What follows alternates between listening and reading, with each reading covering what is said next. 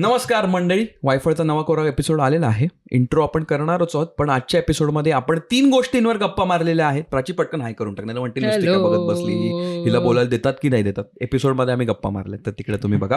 3 गोष्टींवर आपण आज बोललेलो आहोत. पहिला मुद्दा होता ग्लोकल, म्हणजे ऐकाल तुम्ही तिकडे, पण ग्लोबल विचार आणि लोकल माध्यमं आणि लोकल लाईफस्टाईल, जीवन पद्धती. दुसरा मुद्दा होता तो होता Jacob Collier, Grammy award winning amazing musician आहे. त्याच्याबद्दल मी गप्पा मारल्या. 5 टाइम ग्रॅमी अवॉर्ड. ग्रॅमी हा जगातला सगळ्यात मोठा मानाचा मुजरा मानाचा असं पारितोषिक आहे संगीत क्षेत्रातलं. त्याच्याबद्दल आम्ही गप्पा मारल्यात आणि त्याच्यातनं पण आम्ही का त्याच्याबद्दल गप्पा मारल्यात त्याच्याबद्दलही गप्पा मारल्यात. आणि तिसरा मुद्दा पटापट सांगतोय सो दॅट तुम्हाला कळेल काय एपिसोडमध्ये. आणि तिसरा काय मुद्दा होता, दिवाळीबद्दलची एक सुंदरशी अशी एक आठवण आम्ही या एपिसोडमध्ये तुमच्या समोर सादर केली आहे. दिन दिन दिवाळी, गाई म्हशी ओवाळी, गाई म्हशी कुणाच्या. ऍक्च्युली लक्ष्मणाच्या आहेत, पण माझ्या आजोबा राजाकाका त्यांच्या घरी होता गोठा, त्याच्यात होत्या गाई, म्हणून आम्ही म्हणायचो दिन दिन दिवाळी, गाई म्हशी ओवाळी, गाई म्हशी कुणाच्या, राजा काकांच्या, असं करायचो. पण असा वादादा वगैरे नको. तर असा हा मुद्दा आहे आजच्या एपिसोडमध्ये. धमाल गप्पा मारलेल्या आहेत, एन्जॉय करा, सांगा कसा वाटला. आणि हो चला इंट्रो चालू कर रे सुयोग. ओके, करतो. रोलिंग. नमस्कार मंडळी, वायफळच्या नव्या कोऱ्या एपिसोडमध्ये मी सुयोग आणि प्राची तुमचं स्वागत करतोय. कसे आज सगळे बरे आहात ना? हसायलाच हवं वगैरे टाईप सगळं. Anyway, under pressure. वायफळ गप्पाचा टी शर्ट घातलेलास तू. हा आमचा प्रोटोटाईपचा टी शर्ट आहे. सुरुवातीला क्वालिटी चेक साठी आम्ही प्रिंट केलेला वायफळ गप्पा, आणि हा बेसिक आपला सेमी इंग्लिश क्लब वायफळवाला. हे डिझाईन्स नाही आहेत अवेलेबल, पण हा फार बेसिक प्रकारचा आहे. कसं वाटतंय आज? मला थोडं दमलेलं सारखं, म्हणजे एकदम दमलेलं नाही, पण हो थोडा रिकव्हरी डे होता आज आपला. कारण काल आपण गेलेलो जेकब कोलियर साठी.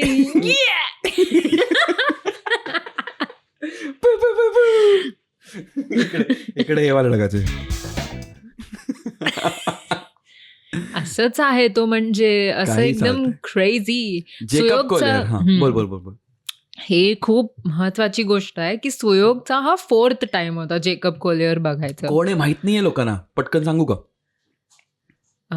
हो चालेल, गो. कपाटाचा का आवाज येतोय सारखा? नको करूच चिंता आता सारा जगाची. अरे अशपथ रिलीज झालं. कॉपीराईट स्ट्राईक स्वतःच्याच गाण्यावर. तर जेकब कोलियर हा एक 5 वेळा ग्रॅमी अवॉर्ड मिळालेला जगात भारी असा, सारंग म्हणतो तसं, जगात भारी असा म्युझिशियन आहे. लहान आहे आमच्याहून आणि 5 ग्रॅमी त्याला मिळालेले आहेत. त्याचा पहिला ग्रॅमी होता, आता हे मी तुला पण सांगणार आहे, त्याचा पहिला जो ग्रॅमी अवॉर्ड होता तो त्याला मिळाला होता 21 वर्षाचा असताना. तर त्याचा अल्बम आला होता इन माय रूम नावाचा, आणि तो त्याने बेसिकली अख्खा त्याच्या स्वतःच्या बेडरूममध्ये रेकॉर्ड केला होता. आणि त्याच्यासाठी त्याला 2 ग्रॅमी अवॉर्ड्स मिळालेले. ती गाणी तुम्ही ऐकू शकता. मी ह्याची स्पॉटिफाय लिंक सुद्धा खालती आम्ही टाकू डिस्क्रिप्शनमध्ये, तर तुम्ही त्याला एक्सप्लोर करू शकता. पण त्याचे युट्यूब व्हिडिओज पण खूप.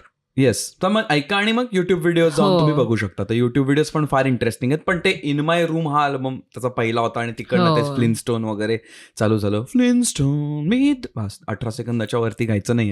15 आपले नवीन जे गेस्ट येणार आहेत त्यांनी आम्हाला सल्ला दिलाय, नाव त्यांचं घेणार नाही, पुढच्या एपिसोडमध्ये बघा.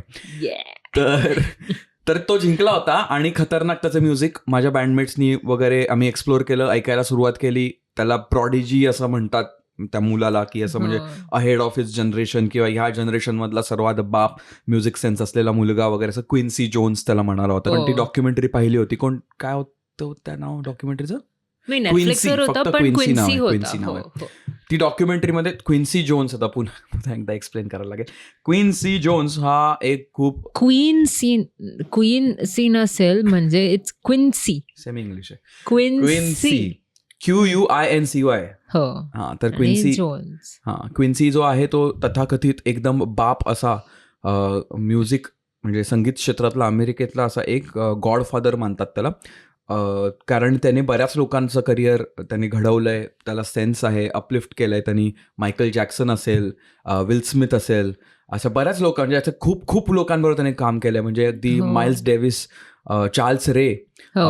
आय थिंक चार्ल्स रे ते जे ब्लाइंड पियानिस्ट होते त्यांच्याबरोबर क्विन्सी आय थिंक ट्रम्पेट वाजवायचा किंवा हो. वाजवायचे. हो. आणि त्या क्विन्सींनी जेकबला म्हटलं होतं की हा एक one of the best musician of the generation आहे. आणि मग तो असा फाटला फुटला. श्रीयुत क्विन्सी जोन्स. जसं ते श्रीयुत गंगाधर टिपरे दाखवलेलं आठवतं का तुला? हो. सोय तोय तदनुम तुम ताना चिऱ्या. तर जेकबचा कॉन्सर्ट होता काल मुंबईत कमिंग बॅक. NMACC ला, नीता मुकेश अंबानी कल्चरल सेंटर, बरोबर हो, आय गेस. तेच आहे. हा, तिथे होता. आणि सोडलं असतं तर चाललं असतं शॉर्ट फॉर्मवर. ठीक आहे, एडिट ठीक आहे करून टाकू ना. नाही जमलं तर. तर प्राचीचा पहिला जेकबचा कॉन्सर्ट होता बघायचा. हो. माझा चौथा होता. त्याच्याबद्दल मी बोलीन सविस्तर, अगदी व्यवस्थित सांगतो मी तुम्हाला. पण ॲज फर्स्ट परफॉर्मन्स, आणि तो पण आय थिंक काल NMACC मधला पहिला इंटरनॅशनल म्युझिशियनचा तो शो होता, हो. जसं त्यांनी काल डिक्लेअर सुद्धा केलं होतं. हो. आणि आणि त्याचा जसी व्हॉल्यूम 4 चा पण त्याच्यावर तो काम करत होता आणि त्याचा खाली 30 मिनिटाचं काम उरलेला होता त्या हो, त्याची डिलिव्हरी व्हॉल्यूमचा. हो. तर तेही होतं महत्वाचं. पण एक्सपिरियन्स कसा होता कालचा तुझा सांग, मग मी ते पहिले 3 कॉन्सर्टची जरा बढाई मारून घेईन. एक्सपिरियन्स, फर्स्ट ऑफ ऑल तो दर गाण्याच्या नंतर थँक्यू एवढा बोलायचा की आपल्याला वाटायचं की अरे संपलं आणि परत मागे जाऊन परत वाजायचा आणि नंतर परत थँक्यू बोलायचं. म्हणजे अरे म्हणजे असं झालेलं. बट ऑफकोर्स ते संपलं नाही फर्स्ट Right. गाण्यानंतरच. मला लाईट्स खूप आवडले होते तिकडचे. लाईट्स खूप छान होते. दीपावली म्हणजे ठीक आहे, याच्यापेक्षा बेटर होते लाईट्स आणि खूप जास्त होते. म्हणजे हा, पण व्हिज्युअल्स खूप खतरनाक होते. तर हो, चांगलं केलेलं basically लाईट वर. पहिला जर त्याचा कॉन्सर्ट सिरीज होती ना जेकबची, कारण त्यांनी इन माय रूम जो आपण अल्बम बद्दल बोललो. आता हे बऱ्याच लोकांना असं होणार आहे कशाबद्दल गप्पा मारतात, पण मला हे सांगायचं होतं ऍक्च्युली प्राची सगळ्यांना, की रिसेंटली ना आम्हाला एका क्रिएटर्स कॉन्फरन्स समिट अशा ठिकाणी बोलवलं होतं. आणि तिकडे जाऊन पॅनलवर होतो मी आणि डिस्कशन चाललेलं मराठी भाषा आणि कसं तुम्ही कॉन्टेंट बनवता, आणि मराठीच्या अराउंड होतं, कारण महाराष्ट्र कॉन्टेंटचं महाराष्ट्रातल्या क्रिएटर्सना तिकडे बोलवलं होतं. आणि तेव्हा जेव्हा मी स्टेजवर होतो आणि हे सगळं गप्पा जेव्हा बोलत होतो ना, आणि तेव्हा मी एक मुद्दा बोलता बोलता मला फिगर आउट झाला, कारण ही आपली पण पहिलीच वेळ होती अशा इव्हेंटमध्ये. तर आपले थॉट्स पण काय एकदम क्लिअर नव्हते की हे ह्याच्यासाठी आपण हे करतो वगैरे. हो. तर ते फिगर आउट करताना मला असा एक मुद्दा डोक्यात आला, जो मी ग्लोकलचा म्हटलं ना, की ग्लोबल आपले विचार आणि आपलं पूर्ण जे काय आहे सगळं ते ग्लोबल आहे, पण आपण लोकल गोष्टींशी ते रिलेट करतो किंवा लोकल भाषेतनं आपण एकमेकांशी ते सादर करतो. तो फंडा मला खूप आवडला. त्यामुळे हे आत्ता सांगायचं कारण असं आहे की आत्ता आपण जेकब कोलियरबद्दल बोलतोय, जो एक लंडनमध्ये राहणार, नॉर्थ लंडनमध्ये राहणारा ब्रिटिश मुलगा आहे, जो एक 27-28 टाईप्सचा असेल किंवा 29 वर्षाचा आहे तो. आणि असं 5 वेळा ग्रॅमी वगैरे जिंकून आलेला आहे. आणि त्याच्या कॉन्सर्टबद्दल आणि त्याच्या आधीचे मी जे बघितलेत कॉन्सर्ट्स भारताबाहेर, त्याच्याबद्दल आपण गप्पा सुरुवात तर केली. पुढे अजून वेगळ्या गोष्टींवर बोलू या पॉडकास्टमध्ये. पण तेच बोलताना मला असं जाणवलं की हे ग्लोबल आहे आणि आपण ते ग्लोकल करून आत्ता या पॉडकास्टवर बोलतोय.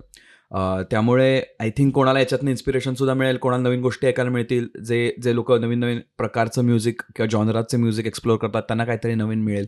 आणि आपल्या अनुभवातनं पण त्यांना काहीतरी दुसरं काहीतरी मिळू शकतो. हा आमचा उद्देश आहे याच्या मागचा. तर तो तुम्हाला कसा वाटतं हे तुम्ही पण कॉमेंटमध्ये सांगा, कारण असं होऊ शकतं की काय काय लोकांना रिलेट नाही होणार आहे. तर तेही आपल्याला थोडा अंदाज घ्यावा लागेल. तर ते आम्ही अंदाज घेत चाललंय हे. तर सांगा प्लीज आम्हाला की हे ग्लोकल स्वरूपाच्या गोष्टी आवडतात का, कारण की आम्हाला जेन्युनली त्या आवडतात. कारण दोघंही आम्ही inspiration through out the globe आणि ऑफकोर्स आपलं कल्चर, आपल्यातल्या गोष्टी, भारतात होणाऱ्या वेगवेगळ्या गोष्टी सगळ्याच आम्ही मिक्स करून व्यवस्थितरित्या ॲटलिस्ट कन्झ्युम पण करतो आणि वेगवेगळ्या कामातनं अप्लाय सुद्धा करतो. तर तो फंड आहे. तुला काय वाटतं, कारण तू त्या पॅनलच्या समोर बसली होतीस आणि तू विचार ऐकत होतीस, तर या ग्लोकल बद्दल काय तुला आहेत का थॉट्स? ऑन द स्पॉट मी तुला विचार टाकतोय. कठीण प्रश्न. बट इन जनरल तर मला असं वाटतंय की आपण इंस्टाग्राम आणि यूट्यूबवर इन्स्पिरेशन घेऊन आपल्या जनरल जे डे टू डे आहे त्याच्यात पण अप्लाय करू शकतो. आणि हं. इन्स्पिरेशन सगळीकडे आहे. इंडियामध्ये पण आहे आणि बाहेर पण आहे. दोघांचं इन्स्पिरेशन घेऊन आपण काही ते त्याचा वापर करू शकतो बेसिकली. हं. ते मला असं कळलं ते राईट. समिट पण तुझ्या मध्ये डे टू जाऊन. डे मध्ये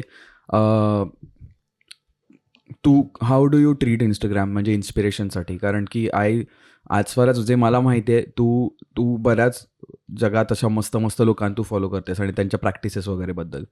तर ते जेव्हा तू म्हणजे what goes in your head when you are like actually looking at the content from these guys? I mean beautiful work. ते मला मला नेहमी असं वाटतं की हे कसं करतात. आणि मी असं विचार करते कारण मला प्रोसेसेस खूप आवडतात इन जनरल. मला from point A to be कसं जातात ते मला खूप महत्त्वाचं आहे असं वाटते मला. राईट.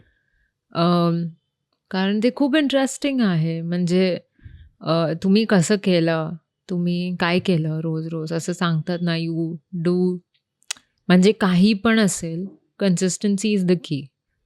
आणि मी आता त्याच्यात बिलीव्ह करायला मी सुरुवात केली आहे खूप रिसेंटली. आधी मला वाटायचं की एक दिवस असं केलं आणि दुसऱ्या दिवशी असं होतं. म्हणजे एक दिवशी स्टार्ट केलं आणि दुसऱ्या दिवशी असं होतं. असं नाही आहे. ते खूप वर्ष जातात.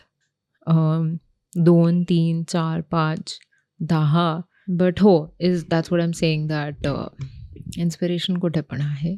ते तुम्हाला डोळे उघडून बघायला पाहिजे.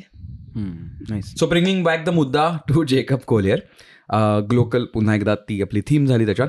आणि जेकबचा पहिला जो अल्बम होता जसं इन माय रूम सांगितलं त्याच्यात तो बरेच इन्स्ट्रुमेंट्स वाजवायचा. मल्टी इन्स्ट्रुमेंटलिस्ट. तर तो वेगवेगळे इन्स्ट्रुमेंट्स आणि सगळं म्हणजे एकटाच वाजवायचा. तर त्याचा पहिला जो टूर त्यांनी केला होता त्याच्यात 1 मॅन आर्मी. म्हणजे बेसिकली सगळीकडे ग्रँड पियानो आहे, इकडे मिडी कीबोर्ड्स आहे, इकडे ड्रम किट आहे, इकडे bass guitar, normal guitar, electric guitar. आणि हे सगळं असं स्टेजवर असायचं आणि तो लाईव्ह लूपिंग करायचा. म्हणजे त्याचे दोन इंजिनियर्स होते जे लूपिंगसाठी असायचे. ते स्टेजवर असायचे कारण तो मी बघितला होता तो सेटअप. आणि तिकडे तो असा म्हणजे पहिले येणार आणि मे बी थोडंसं गिटार वाजवणार टन टन टन टन टन टन टन टन टन आणि तो लूप चालू होणार. मग गिटार ठेवणार, पटकन पियानोवर जाणार, पियानो वाजवणार, मग पियानोचा पीस लूप होणार, मग पटकन ड्रम्स वाजवणार आणि हे तो लाईव्ह एक्झिक्यूट करायचा. आणि एवढं खतरनाक वाटायचा ना तो सेटअप. आणि तो मला पाहायला मिळाला होता आणि रडायला सुद्धा आलं होतं कारण की माझी जी पहिली वेळ होती जेकब कोलियरला बघण्याची इटलीला होती. फानो जॅझ बाय द सी नावाचा फेस्टिवल. जे द फन इंडियन गायचे फॉलोअर्स आहेत इथे, जे मला खूप 2017-18 पासून फॉलो करतात. माझे इंग्लिश व्लॉग्स वगैरे त्यांनी बघितलेत. त्यांना ह्याची बद्दल थोडी माहिती असू शकते कारण की मी तिकडे ते सगळं डॉक्युमेंट करायचं तेव्हा.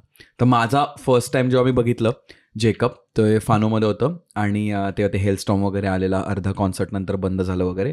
कट टू सेकंड टाइम मी जेव्हा बघायला सुरुवात केली तेव्हा मग त्याचा दुसरा अल्बम आला होता जेसे वॉल्यूम 1 वगैरे. सो तेव्हा त्याचा बँड होता आणि बँडच्या बरोबर तो वाजवायचा आणि किलर सेट. आणि मग आय सॉ इट अगेन फानोमध्येच, जिकडे आई बाबा पण आले होते दापोलीवरनं इटलीला आले होते तुझ्या कॉन्व्होकेशनसाठी. एक्झॅक्टली. आणि मग तेव्हा आम्ही कॉन्व्होकेशनच्या एक दिवस आधी फानोला गेलेलो, which is like 6-7 hours from Milan. आणि कॉन्व्होकेशन मिलानमध्ये होतं. आम्ही तिकडे आई बाबा मी फेस्टिवलमध्ये. आणि त्या फेस्टिवलची स्टोरी अशी सेपरेटली सांगण्यासारखं आहे कारण की माझं रिलेशनशिप फानो बरोबर आणि त्यांनी मला होस्ट केलं होतं. आईबाबांना सुद्धा आम्हाला होस्ट केलं होतं आणि आम्हाला असं ते गाडी वगैरे पाठवायचे फेस्टिवलला. कॅसलच्या मध्ये आणि विलामध्ये राहत होतो मी, तो जुना कॅसल टाईपचा. सो ती वेगळी मस्त स्टोरी आहे त्या गावाबद्दल. छोटंसं गाव आहे इटलीतलं. ती मी कधीतरी व्यवस्थित नंतर मस्तपैकी सांगेन तुम्हाला. पण तेव्हा बघितलं होतं. तर मी आई बाबा असं तिघांनी सुद्धा जेकब बघितला होता आणि प्राचीचा राहिला होता त्या पूर्ण झोनमध्ये. आणि तो काल तिला बघायला मिळाला आणि काल त्याचा तर पूर्ण वेगळा सेटअप होता. इट वॉज जस्ट जेकब आणि त्याचे 3 इन्स्ट्रुमेंट्स, पियानो, गिटार आणि मिडी, जिथं तो वोकोडर वापरत होता. तर क्रेझी ना. आणि स्टार्टिंगला पण त्यांनी कशी नोन गाणी वापरली ज्यांनी चालू केलं.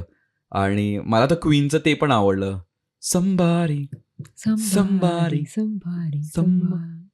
anybody find me. 15 second. somebody to love. खूप सुंदर करतो. आणि मला तू ह्याचा एक्सपिरियन्स कसा वाटला सांग. कारण जेकब कोलियर त्याच्या ऑडियन्सला गाणं म्हणजे बेसिकली तो ऑडियन्स इन्स्ट्रुमेंट. इन्स्ट्रुमेंट्स हो हा. ऑडियन्स ना असं कॉयर सारखं त्यांना ट्रीट करतो की आता चला आता तुम्ही आले आहात इकडे पैसे देऊन, तर असं नाही की तुम्ही इकडे 2 तास बसून खाली ऐकणार आहेत, तुम्ही आता ह्याचा भाग पण होणार आहात. तर तो असं त्याचा हात वापरून असं सगळ्यांना डिरेक्ट करतो, कंडक्ट करतो बेसिकली. आणि बस तुम्हाला ते फॉलो करायचं, असं खूप कठीण पण नाही आहे. आवाज काढायचे तो जसं सांगतो तसंच, काय असं स्वतःचं डोकं नाही ते खाली, कारण ते खूप मेडिटेटिव्ह एक्सपिरियन्स होता. कारण तिकडे असं पण होतं की असं शांतपणे बसून बघायचं आहे, असं नाही की उभे राहून आता कुठे. आणि मला हे कॉन्सेप्ट खूप आवडतो की कॉन्सर्टमध्ये तुम्हाला सीट नंबर्स भेटतात, कारण धक्कामुक्की नको आपल्याला. हो, पुढे 10 जण उभं राहायला नाही लागत. हो. आणि एक्सपिरियन्स ऑनेस्टली मला खूप म्हणजे आवडला. कालचा एक्सपिरियन्स छान होता, खूप सिम्पल होता. म्हणजे ते तिकडे सेंटरमध्ये पण जे अशर्स आहे ते पण असं म्हणजे कट टू के हां ओके तुम्हाला इकडे जायचं आहे, बस एवढंच. एवढं नाही की नाही इकडून तिकडे मला माहिती नाही, असं काही नाही. हां, तर ते ओव्हरऑल एक्सपिरियन्स खूप सुंदर होता. कारण ते असं ते गाताना पण जेव्हा तो कंडक्ट करत होता आम्हाला, तेव्हा तुम्हाला जस्ट वाटते की ओहो म्हणजे आम्ही याचा भाग आहोत तसा. राईट. तर आणि ते कॉयरचं जे प्राची म्हणत होतं त्याच्यात सुद्धा तो काय करतो, सेक्शन्स करतो पूर्ण व्हेन्यूचे, आणि अर्ध्या लोकांना हाय नोट गायला सांगतो, अर्ध्या लोकांना लो नोट गायला सांगतो, मधल्या लोकांना मेन जी मेलडी आहे ती गायला सांगतो. वरचे जे बाल्कनीतले होते त्यांना तर काय एकदम हाय नोट्स किंवा शिट्ट्या किंवा असं हा हू असे आवाज वगैरे. आणि ते जेव्हा तुम्ही एवढे हजारो लोकांच्या मध्ये उभे असता, बसलेले असता, आणि हे सगळं तुमच्या आजूबाजूला आणि तुम्ही असं पूर्ण सगळं व्हायब्रेट होऊन ते आवाज होतो ना, त्याचं जे फिलिंग आहे ना ते खूप सुंदर आहे. आणि त्याच्या व्हिडिओज आहेत जेकबच्या ऍक्च्युली हे ऑडियन्स बरोबर करतानाचे इंटरॅक्शन्स, आणि ते तर खूप त्याची खूप खासियत आहे. कारण तो पिच परफेक्ट आहे माणूस. पिच परफेक्ट म्हणजे शार्क टँक. पिच परफेक्ट म्हणजे त्याला विदाऊट कीबोर्ड किंवा विदाऊट पेटी हार्मोनियम तो असं गाऊन सांगू शकतो की ही ए मायनर आहे किंवा जी काही नोट आहे तो असं व्यवस्थित सांगू शकतो. त्याला माहिती आहे डोक्यातनं की नुसता आवाज आल्यावर ही कोणती नोट आहे, आणि मग त्याच्या म्हणजे रेफरन्सने तो पूर्ण सगळं गाऊ शकतो. त्याला 2 नोट्सच्या मधल्या पण ऍक्च्युली कळतात, तर तो थोडा 1 स्टेप फर्दर जाऊन नाही मायनर मेजर नाही, त्याच्या 12 मध्ये गोष्टी असतात अजून. तर Jacob one of the very few people जो 2 नोट्सच्या मधले पण त्याला कळतात की हे एवढं डिटेलमध्ये ही एवढी ऑफ आहे. 0.5 आले. तर तो ह्याच्यासारखा नाही आहे आपला तो चार्ली पूथ ला येतं की नाही माहित नाही मला. चार्ली पूथ म्हणजे प्रॉपर वाला पिच परफेक्ट आहे की तो सांगू शकतो ए मायनर ए मेजर जे काय. एक second, Charlie Puth is pitch perfect pitch परफेक्टच म्हणतात त्याला, पिच परफेक्ट जे काय आहे. पण जेकब ते डिटेल्स मध्ये पण 2 म्हणजे कीबोर्डवरचे 2 बटन आपण जे दाबतो ना त्याच्या मधले पण त्याला नोट्स कळतात. कारण स्टेप ना, कीबोर्ड इन्स्ट्रुमेंट स्टेपचं आहे. कारण ते टा टा म्हणजे टा टा टा टा टा टा टा तसं तो सारंगी बघायला गेलो किंवा व्हायोलिन बघायला गेलं तर स्टेप नाही त्याच्यात, ते टा टा असं नाही जाते, टा असं जातं ना. तर त्याच्या मधले सुद्धा जेकबला कळतात आणि तो पॉइंट आउट करू शकतो. तर ते खतरनाक आहे. त्यामुळे तो बरोबर व्यवस्थित वापर करून घेतो ऑडियन्सचा, कारण तो व्यवस्थित हार्मोनीज देतो आणि ते छान वाटतं. तर आपल्याला काल ते एक्सपिरियन्स करता आलं आणि इंटिमेट होतं फार कॉन्सर्ट कालचा. तर अनुजनी एकदा मला वाटलं की चला उकुलेले आपण शिकूया, की युकुलेले दोन्ही चालतंय. तर त्याने मला एक छोटासा कागदवर असं लिहून दिलेलं की हे मेजर मायनर हे सगळे नोट्स असतात. आणि अनुज तुम्हाला माहिती आहे म्हणजे तो एकदम बाप असं म्युझिशियन आहे. अनुज आणि शिवम या पॉडकास्टवर नाही आलाय पण मी कधी कधी टाकतो ना स्टोरीज मध्ये कॉन्सर्टला या वगैरे.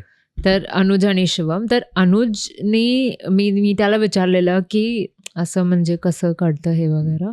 तर तेव्हा त्याने मला तो बोललेला की असं तो ट्युनिंग पण असं करतो तो, असं ऐकूनच की हम्म. हा नोट असं असं हा तो मी- रिलेटिव्ह करतो कारण त्याला एकदा सी मिळाला म्हणजे एक नोट हो. मिळाली की त्याच्यावर तो रिलेटिव्हने तो करू शकतो. Okay. पिच परफेक्टला रिलेटिव्ह पण लागत नाही. आणि आता आपण एक चुकीचं बोलतोय कारण अर्थातच आम्हाला मेलडीचा एवढा सेन्स नाही. मला सुद्धा नेहमी ड्रमर पर्कशनिस्ट असल्यामुळे. पण मेजर मायनर आम्ही जे बोलतोय ते थोडं चुकीचं कारण मेजर मायनर स्केल्स असतात. आम्ही जे म्हणतोय ते एफ काय म्हणतात फ्लॅट आणि शार्प ते त्या कीजबद्दल बोलतोय आम्ही आणि not chords. Oh major minor or chords. Sorry apologies. नाही पण ठीक आहे एवढं. हां हां हां ओके ओके हम्म. तसं. हां तर अनुज तेव्हा मला जेव्हा बोललेला की असं असते हा, पण उकुलेल्यावर तर तुला कॉर्ड्सच सांगत होता कारण ते मेजर हो. मायनर असतात तिकडे हे आय नाही. वॉज लाईक म्हणजे असं कसं ते ॲप्स पण येतात ना जिकडे तुम्ही ट्यून हो. करू शकता, पण अनुज वॉज लाईक वो. नाईस. तर असा होता जेकबचा कालचा कॉन्सर्ट. हो. आणि त्यांनी कॉन्सर्टच्या शेवटी सुद्धा एक मस्त असं हार्ट टू हार्ट बोलला तो बोलला. म्हणजे स्टेजवरनंच बोलला आणि ते फार असं छान वाटलं कारण की मला जेकबबद्दल फार स्पेशल प्लेस आहे माझ्या हृदयात वगैरे कारण की he manage to do something from his bedroom inspiration. Which is beyond हो. कॉम्प्रिहेन्शन. इंग्लिश झालंय ठीक आहे but this deserved English sentence from my head की त्याने त्याच्या खोलीत बसून असं करून दाखवलंय ते पूर्ण जगभर एवढं पसरलंय आणि त्याचा काय म्हणतात त्याचा दर्जा म्हणजे क्वालिटी तर खूप बापच आहे. पण in the end of the day तुम्हाला तेच फिलिंग येतं ना की अरे जर का कोणी त्याच्या बेडरूममध्ये बसून शिकून जर ह्या गोष्टी अचीव्ह करू शकतो तर आपणही करू शकतो. तर ऑफकोर्स काही गोष्टी घेऊन येतात वगैरे असं पण असतं. काही काही लोक म्हणतात जसं पिच परफेक्ट इज समथिंग हो आहे. पुढच्या एपिसोडमध्ये तुम्हाला ते कळणार आहे. ह्याच्याबद्दल बोललोय आम्ही कारण की पुढच्या एपिसोडमधला जो पाहुणा आहे तो म्युझिशियन आहे एवढंच मी सांगू शकतो. आम्ही हिंट देऊ कदाचित आत्ता ह्याच्या एंडला. तर ते जी पॉसिबिलिटी आहे ना की बेडरूममध्ये बसून होऊ शकतं. म्हणजे ऑफकोर्स डीजे वगैरे असतात ते बेडरूम डीजे बनतात कारण त्याला थोडं मे बी इक्विपमेंट वाईज पण किंवा नॉलेज नाही म्हणता येणार पण कमी रिसोर्सेस लागतात इन जनरल. पण म्युझिशियन जेकब सारखा जिकडे एवढी इन्स्ट्रुमेंट्स आली, एवढे कंपोजिशन्स आले, एवढे अरेंजमेंट्स आले, एवढे रेकॉर्डिंग टेक्निक्स आले, मिक्सिंग मास्टरिंग सगळ्या त्या प्रोसेसेस आल्या ह्याच्याबद्दल पण पुढच्या एपिसोडमध्ये बोललोय. तर ते बघून मला जेन्युइनली मला असं वाटतं की if he can do it maybe we can do some of it. Grammy पर्यंत नाही पोहोचणार आपण नाही ऑफकोर्स पण- नॉट. तरी पण किंवा कोणत्याही आर्ट फॉर्म मध्ये तर ते शिकण्यासारखं आहे असं मला जेन्युइनली ऑफकोर्स वाटतं. दुसरे पण कंडिशन्स असतात सगळ्यांचे आहे ते सिच्युएशनल असते खूप. पण त्याच्यात पण एक छोटासा इन्स्पिरेशन की ओ म्हणजे केलंय त्याने पण कसं केलंय ते माझा प्रश्न असेल कसं केलंय पण हो त्यामुळे ही स्टोरी माझ्यासाठी वर्थ आहे. हो हो जेव्हा मला त्याला भेटायला पण मिळालं होतं तर तो जो थर्ड एपिसोड सांगितला ना त्याच्यात मला ऍक्च्युली त्याला शूट करायला मिळालं होतं. तर I could be like really up close. त्याच्यात जवळ जाऊन मी त्याचा कॉन्सर्ट शूट केला होता. त्यांच्याबरोबर गप्पा मारलेल्या, क्रूबरोबर गप्पा मारलेल्या आणि खूप सुंदर म्हणजे सरियल होतं फार ते. ऑफकोर्स ते मुंबईत होऊ शकत नाही कारण ऑलरेडी मोठी जागा असते, सिक्युरिटी असते, खूप लोक भेटायला असतात आणि परत त्याच्यात ते इनर सर्कल्स जे इन्फ्लुएन्शियल लोक आहेत त्यांना भेटायला पहिले मिळतं. युरोपमधल्या कॉन्सर्ट्समध्ये ते लकी भाग आहे. तिकीट कमी असतात, स्वस्त असतात बरेचदा आणि म्युझिशियन्स जनरल लोकांसारखे असतात तर तुम्ही भेटून गप्पा म्हणजे मारू शकता. त्यांचं असं हे होऊन जाते की कॉन्सर्ट होऊन जाते त्याच्यानंतर ते जाऊन असं बसतात पण ऑडियन्समध्ये.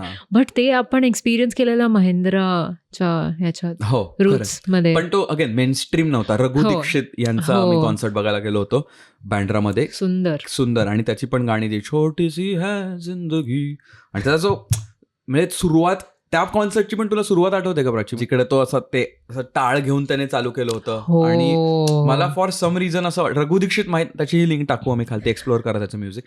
पण फॉर सम रिझन मला असं वाटलं की असं हत्ती बित्ती येतील मागणं असे चालत. म्हणजे असं वाटलं की अरे भाई साहब दिस इज बिगर दॅन एकदम लार्जर दॅन लाईफ. असं वाटत होतं की अरे म्युझिक व्हिडिओ लाईव्ह असं झालेलं. गायल्यावर त्याचा आवाज आणि ते खूप बाप आहे यार. It's an experience. ना ना ना मार गई. तर Diwali is around the corner. एक आठवड्यानंतर दिवाळी आणि आता तो माहोल असं फुल जेकब कलर कट टू दिवाळीकडे आलोय आपण. माझी दिवाळीची फॉन्ड मेमरी जी मला आज ऍक्च्युली सोलो एपिसोडमध्ये गोष्ट सांगायची होती पण नंतर म्हटलं की नको आपण जनरल असा गप्पांचा बेत आखूया. तर किल्ला बनवणे हे एवढे माझ्या आयुष्यातलं खूप महत्त्वाची घटना होती खूप वर्षांपर्यंत. म्हणजे 8वी-9वी पर्यंत तरी हमखास किल्ला बनवणे म्हणजेच मेजर ॲक्टिव्हिटी होती दिवाळीतली. आणि त्याच्याबद्दलचीच एक गोष्ट सांगायची होती मला. Maybe I don't know, मी लिहून पण सांगू शकतो ती व्यवस्थित प्रकारे किंवा लिहून पाठवू पण शकतो पत्रव्यवहारमध्ये. पण एक वर्षी काय झालं होतं, स्पर्धा होती किल्ला बनवण्याची आणि आम्ही किल्ला बनवला होता. मेजर असा खूप मोठा किल्ला बनवला होता आणि मावळ्यांचा पण आमच्याकडे खूप जास्त सेट होता. कारण माझ्याकडे 40-50 मावळे होते आणि 3-4 लोक होतं, तर सगळ्यांचे मिळून 150 मावळे होते आमच्याकडे. तर ते फुल मावळे सजवले आम्ही आणि त्याच्यात पूर्ण ते असं मोहरी पेरून ते ग्रीनरी वगैरे करून पोतं असतं म्हणजे जूट गोंदपाट ते भिजवून त्याच्यात त्याच्यातमध्ये आम्ही मोहरी टाकायचो असतं, त्याच्यातनं गोणी त्याच्यातनं ते उगवेल वगैरे आणि ते सगळा माहोल केला होता. किल्ला बनला होता. शिवाजी महाराज बसले होते, पणट्या लावल्या होत्या, लाईटिंग केलं होतं आणि तेव्हा ते जज येणार होते आणि फॉर सम रिझन ना जजना यायला खूप वेळ लागला. तर मी तिथे नुसता असा बसून असा कधी येत आहेत असं, म्हणजे आम्हाला काहीच करायचं नव्हतं. किल्ला बनवल्यानंतर जज येणार होते, ते बघणार होते, काही प्रश्न एखादा विचारला असता तर आणि मार्किंग करून बाहेरून जज येणार होते. हा म्हणजे ते एक दापोलीतलेच होते, 3-4 जज त्यांनी नेमले होते आणि ते पूर्ण गावभर फिरत होते ज्यांनी ज्यांनी पार्टिसिपेट केलं होतं. अच्छा, म्हणजे घरी प्रत्येकाने घरी बनवले होते किल्ला. आणि आम्ही गोरे काकूंच्या घरी बनवला होता कारण तिकडे झोपाळ्याच्याकडे खूप मोठी जागा होती तर आणि जमीन होती, तर तिथे आम्हाला ते पेरून वगैरे करता आलं, खणून वगैरे. आणि कारण आपल्या जुन्या घराच्या समोर लाद्या होत्या तर ते खणता नसतं आलं आणि ती मातीवरती आणून मग ते क्लीन करा वगैरे खूप प्रकरण होतं. म्हणून गोरे काकू ज्यांची बशी मला आठवली होती अमृताच्या एपिसोडमध्ये, त्यांच्या इथे आम्ही करत होतो आणि खूप वेळ गेला याच्यामध्ये. आणि मग त्याच्यात काय आलं, तन्मय होता तेव्हा आणि तन्मय आणि मी बसलो होतो तिकडे. आता येतील जज, आता येतील. मंदार वगैरे कुठे गेले काय माहित नाही, पण ते होत आय थिंक मंदार किल्ला बनवून त्याच्या गावाला 2 दिवस गेला होता, पहिले 2 दिवस घर तुरवड्याला. तर त्यावेळी किल्ल्याच्या एक गोष्ट अशी केलेली आहे ना, आम्ही पॉईंट्स बनवलेले 1, 2, 3, 4. म्हणजे आपण महाबळेश्वरला गेल्यावर वगैरे कसं असतं ते असं टायगर पॉईंट किंवा एको पॉईंट असतं किंवा सनसेट पॉईंट, असे जे पॉईंट्स असतात ना, तसं आय थिंक टायगर पॉईंट हा लोणावळ्याला आहे, पण आय थिंक महाबळेश्वरला सुद्धा आहे. पण पॉइंट्स तर तसे पॉईंट कसे असतात तसे आम्ही एक 20 ते 30 पॉईंट्स काढले होते पूर्ण किल्ल्यावर. म्हणजे एंट्रन्स म्हणजे हे मुख्य द्वार, नंतर हे चोरवाट, भुयार आणि असं करून मग तलाव, गाव, वस्ती.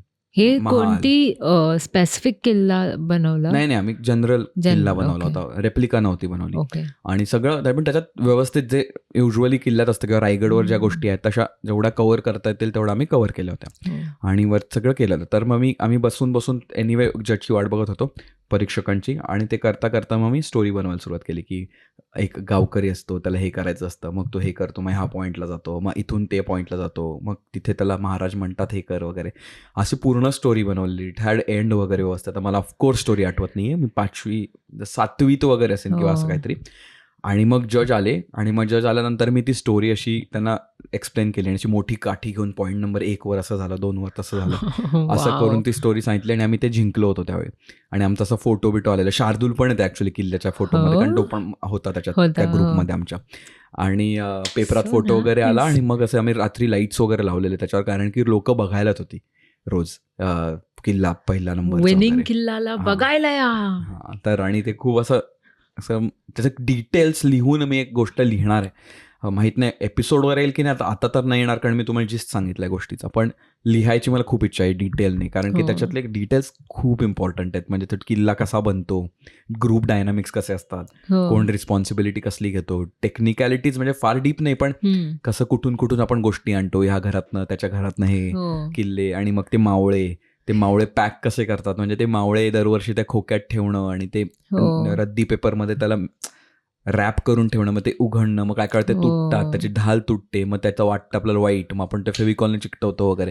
ते असं खूप ते दिवाळीचं प्रेपरेशन सारखंच वाटते. हे दापोली सारख्या शहरात तरी माहिती आहे, शहरात सुद्धा किल्ले बनवलेत, असं नाही की शहरातल्या लोकांनी किल्ले नाही बनवत. म्हणजे मला नाही माहिती, खालती बनवायचे किल्ले लोक ठाण्या वगैरे माझ्या आत्याच्या घरी वगैरे बनवायचे, पण त्याला पण लिमिटेशन तेच होतं ना, माती कुठून आणणार, एवढी बिल्डिंगच्या आजूबाजूला मातीच नसते, जागा नसते, किंवा हे सगळ्या बारदन आणणं, हो. किराणा मालच्या दुकानात हे हो, उचलणं, म्हणजे- ते सगळं तेवढे हो. डिटेल्स नाही. पण ऑफकोर्स त्यांची एक वेगळी मजा आहे शहरातल्या किल्ल्यांची, हो, असं नाही म्हणजे ते नाहीये. गार्डन वगैरे कडून पण मे बी आणू शकता, बट आय हा, डोंट नो पण की ते केवढं एवढं मेहनत. माहिती. हा एवढी तर काढून देणार नाहीत. त्यात मग सेक्रेटरी वगैरे असतात, मग ते ओळखीचे असले पाहिजेत, ते डायनामिक्स हो. वेगळे, पण त्याची पण एक धमाल असू शकते. हम्म. पण छोट्या गावांमध्ये किल्ला म्हणजे अंगणात, पूर्वी तर सारवलेल्या अंगणात बनवायचो आम्ही, आणि ते हा. क्रेझी, म्हणजे इट्स फन. तर ते खूप असं राहिलंय आणि ते निसटून जातं. म्हणजे आपण 9वी-10वीत गेल्यानंतर आपण सोडून देतो, कारण ते अरे काय लहान मुलांसारखं किल्ला बनवायचा वगैरे. आणि मग कधीतरी आपण मोठे झाल्यानंतर हो. निर्मित एकदा बनवतो, तर त्याला मी एकदा मदत केली होती. हो. तर ते भावंड वगैरे असतात ते आपण मदत करतो, पण मग ते परत निघून जातं. पण ही जी गोष्ट आहे ना, ती जे बाकीच्या गोष्टी आपण करतो कधी कधी, फटाक्यात हो. आपण लावत नाही, पण एखादी फुलबाजी फिरवतो हम्म. किंवा देवळांमध्ये जातो सकाळी उठून नवीन नवीन कपडे घालून, म्हणजे ते कारेटं फोडतो, उठणं लावतो, उठणं, ह्या गोष्टी हो. होतात. पण ते किल्ला करणं, त्याची जी एक्साइटमेंट ती हो. निराळी आहे पूर्ण. मोती सांभाळ. हा, आणि मग तेव्हा ते फटाके घ्यायचं असतं आणि मग ते हो. फटाके तापवले जातात. तुम्ही टेरेसवर म्हणजे आता हे पण परत शहर आणि गावाचं डायनामिक्स झालं, की गावामध्ये आम्ही फटाके आणल्यावर ते सूप असतं माहिती, असं मोठं, हा. त्याच्यात आपण पाखडतो सूप, ते असं हो. दापोलीला नाही का, हो, माहिती शेंगदाणे आहे. वगैरे साल काढून फुंकर मारतो, हा हा. हे वालं. हो. तर ते सुपामध्ये आम्ही असे ते उघडून असे सगळे आम्ही ह्याला फ्लावर म्हणायचो, म्हणजे अनार हम्म. हो. आणि भुईचक्र, चक्र हो. वगैरे. हो. जसं आपण लास्ट इयर ऍक्च्युली आम्ही सोलो एपिसोडने सुरुवात केली होती वायफळची, तर त्याचा डेडिकेटेड फक्त फटाक्यांचा एपिसोड मागच्या दिवाळीत बनवला होता मी. त्याची लिंक टाकेन मी इथे वगैरे वरती कुठेतरी या साईडला, ती बघा तुम्ही. व्हर्टिकल फॉर्मॅटमध्ये आहे तो एपिसोड, पण हो. 10 आवडणारे फटाके असं काहीतरी टायटल आहे त्याचं. हा.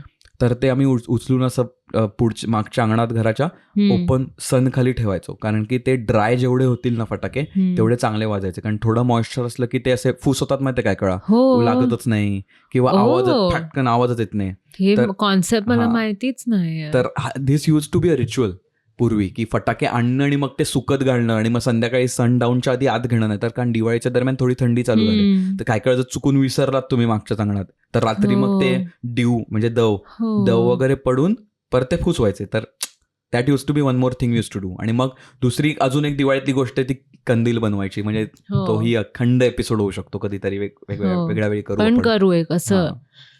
छान सोलो एपिसोड करू त्याचं. किंवा लाईव्ह शो मध्ये मी तुम्हाला सांगेन दिवाळीतली गंमत वगैरे, तिकडेही तुम्ही येऊ शकता. तर असा दिवाळीचा झोन होता, आणि आत्ता तुम्ही दिवाळीच्या झोनमध्येच आहात आत्ता, त्यामुळे हो. सांगावंसं वाटलं म्हणून शेअर केलं. तर आजचा एपिसोड करूया इथे कन्क्लूड. Yes. आपण जेकबबद्दल बोललो, ग्लोकल मुद्द्याबद्दल बोललो. तो ग्लोकल मुद्द्याचे ना खूप मल्टिपल लेयर्स आहेत ॲक्च्युली. ते हो. मराठी भाषा आणि हे सगळं असं खूप तिथे आम्ही डिस्कस केलं होतं. आणि त्याच्यात मला भावलेला मुद्दा हाच होता, की भाषा आपली मराठी, आपली भावना मराठी, कल्चर मराठी आहे. प्राचीसाठी कल्चर जास्त मराठी आहे, भाषकांची मदर टंग गुजराती आहे, पण ऑफकोर्स तिथे बोलते आपल्याशी. पण हे आपलं रिजनल आपलं आहे महत्त्वाचं, पण त्याचबरोबर ग्लोबल असणं, आणि ग्लोबल म्हणजे आपल्या देशातलं सुद्धा त्याच्याच येतं. तर हे सगळं असणं हे महत्त्वाचं, आणि तो थॉट होता. आणि दुसरा एक अंडरलाईन थॉट होता ना, जो मी आता त्या नोटवर आपण एंड करू शकतो आजचा एपिसोड, की असा एक मुद्दा उपस्थित करण्यात आला होता, की म्हणजे फॉर एक्झाम्पल गो ग्रीन ही एक मुवमेंट असेल, की मुव्हमेंट असेल, ज्याच्यात आपण झाडं लावा, झाडं जगवा, हे सगळं चालतं, किंवा मराठीचा वापर करा, मराठी चित्रपटांना सपोर्ट करा वगैरे, हे सगळ्या मुव्हमेंट चालू असतात, राईट. आणि ह्याच्यात असे पण प्रश्न येतात, की वेअर डू वी स्टँड, आपला मुद्दा काय याच्यावर. हे सुद्धा मी तिथे उत्तर देताना माझ्या डोक्यात जे आलं, आणि जे मला असं वाटलं की हा मुद्दा आत्ता तरी मला योग्य वाटतोय माझ्यासाठी, आपल्यासाठी, जो होता की आपण एकच काम करू शकतो. म्हणजे आपल्याला जेवढं येतंय, जेवढं वाटतंय, एवढं आपण लोकांपर्यंत पोहोचवू शकतो. मी त्याला तेव्हा ते स्टेजवर पण वातावरण तयार करू शकतो असं म्हटलं होतं, की मी लहानपणीबद्दल, मराठी गोष्टींबद्दल, मराठी पुस्तकांबद्दल, चित्रपटांबद्दल, किंवा जे जनरल आपण बोलतोय ह्या गोष्टींबद्दल मराठीतनं तुम्हाला सांगू शकतो. किंवा इवन ग्रीनरीचा त्याच्यात म्हणजे झाडांचा मुद्दा आला. पण वातावरण तयार करणं, मुद्दा मांडणं, किंवा तो मुद्दा डिस्कस करणं, हेच आपण करू शकतो मॅक्स टू मॅक्स. तो मुद्द्यावर काय विचार करून तुम्ही काय करायचं, किंवा तुम्ही त्याच्यावरनं काय केलं पाहिजे, हा ज्याचा त्याचा फारच वैयक्तिक म्हणजे डिसिजन आहे. म्हणजे त्यांनी स्वतःसाठी ठरवायचं आहे. पण त्याच्यासाठी तयार होणारं वातावरणच आपण क्रिएट करू शकतो, बळजबरी करू शकत नाही. म्हणजे गो ग्रीन तू किती म्हटलीस, किंवा झाडं लावा, झाडं जगवा किती म्हटलीस, किंवा कचरा फेकू नका किती म्हटलीस, जोपर्यंत ॲज अन इंडिव्हिज्युअल तुला पटत नाही किंवा तुझ्या त्या मनात बसत नाही, तोपर्यंत तू ती कृती करणारच नाहीयेस. तर मी तुला बळजबरी नाही करू शकतो की का टाकलास कचरा, तू रॅपर का टाकलास खिडकी खाली करून, जोपर्यंत तर असं कसं सायली. तर तर तेच आहे, आपलं काम असंच आहे की बळजबरी करता येणं म्हणजे बळजबरी नाही. करणं लॉजिकलच नाहीये, पण तो विचार मांडणं आणि त्याच्यासाठी एक व्यवस्थित एक वातावरण तयार करणं हेच म्हणजे आपण करू ते शकतो. विचार आपण डिस्कस करू शकतो त्यांच्याबरोबर, आणि त्याच्यानंतर त्यांचं हे डिसिजन आहे की त्यांना ते करायचं आहे की नाही करायचं खरं. आणि तर हो. आपला प्रामाणिक प्रयत्न डिस्कस करणं, चांगल्या गोष्टी लोकांपर्यंत पोहोचवणं हो. ते सांगतात ना असं हां. Person to person. आणि ते उचलणं करणं, आत्मसात करणं, ज्याचा त्याचा प्रश्न आहे. एवढं बोलून आपण आजचा एपिसोड इथे थांबूया. येणाऱ्या दिवाळीच्या तुम्हाला खूप खूप शुभेच्छा. दिवाळीच्या मुहूर्तावर दिवाळी पहाटाचा कार्यक्रम वगैरे यावर्षी तरी आपण अरेंज केलं नाही. कधीतरी मे बी वायफळ दिवाळी पहाट वगैरे होऊ शकते आयुष्यात, काय माहित, सांगता येत नाही. पण दिवाळीच्या मुहूर्तावर पण तुमच्यासाठी एक मस्त गेस्ट एपिसोड घेऊन आम्ही येत आहोत. त्याच्याबद्दल एक हिंट देऊया. काय हिंट द्यायची? मोती साबण. वा, चला उठा, दिवाळी आली, मोती स्नानाची वेळ आली. वेळ झाली. नाईस. बाकी काय सिटी आहे? वायफळला फॉलो करा, सबस्क्राईब करा. वायफळ पत्रव्यवहाराला सबस्क्राईब करा. आणि एवढं बोलून आम्ही पुढच्या एपिसोडमध्ये गेस्टवर तुम्हाला भेटू. अजून काय बोलायचं? मला एक सांगायचं बोल होतं ना. की लास्ट टाइम माझा फर्स्ट एपिसोड होता पॉडकास्टवर, आणि मला सगळ्यांना खूप धन्यवाद बोलायचा आहे, कारण सगळ्यांचं खूप म्हणजे क्रेझी अमाऊंट ऑफ प्रेम मिळालं कॉमेंट्समध्ये. ते वाचूनच आय वॉज लाईक, एकदम भावना तुझ्या एकदम आय वॉज लाईक, अरे असं कसं झालं, असं असं कसं